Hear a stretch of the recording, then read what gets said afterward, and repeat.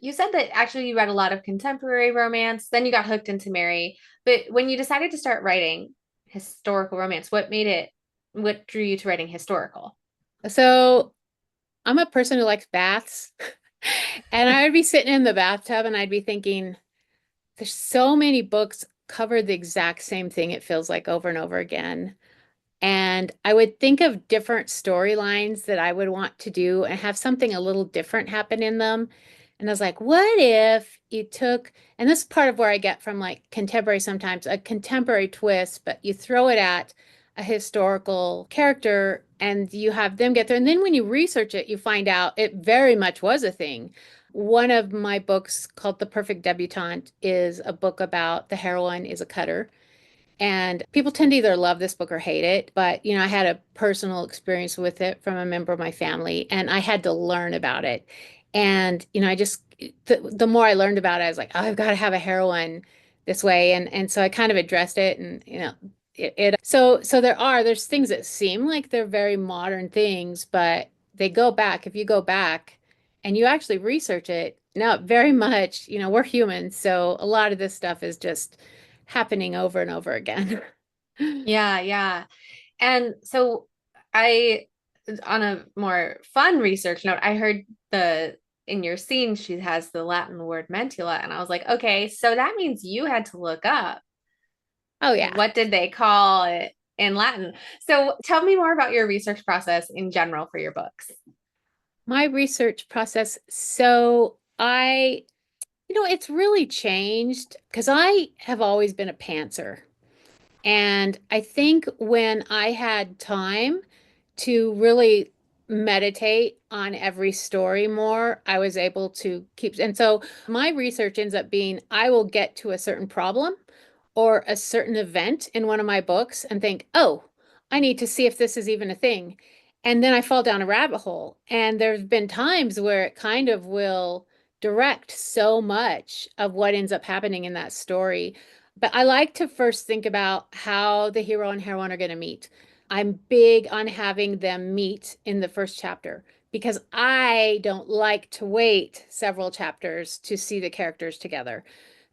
So I'm not a very patient person. Although I have to say, in like one of Mary Balog's last series, she had so much backstory in the first like 40 pages, and I was reading it and I was thinking, only she can get away with this because I trust her. And I kept reading, and and you know which one I'm talking about. It's her most Yeah. recent series. Yeah, yeah. And I kept reading it. And at the end of that 40 or 50 pages that I read, I realized that she'd set up that entire series with all Yeah. that backstory. But I had to trust her to get through it. Because normally I would not trust a book that I started reading that had them apart that long. But so Yeah. yeah, so generally I do a meet cute and then I have an idea. I had been thinking more in terms of tropes after I wrote my first series because my first series was no tropes at all. I wrote not knowing what you're supposed to be doing as a writer, which is a great thing. I think it's a great thing because then I learned that that's really hard to market in Yeah. like people really like tropes, but what when you don't have a trope in your book? Like you just came up with something wild, and those books are some of my funnest books.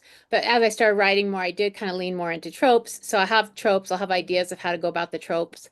I did kind of my last couple series have kind of have overarching threads, kind of mysteries, and which is fun, but harder to write and be leaning into your tropes and the romances as much. So I definitely plan from 2025. I'm going to be more as far as just family connections if they're in a series so that I can lean more into the relationship, more lean into the character's growth.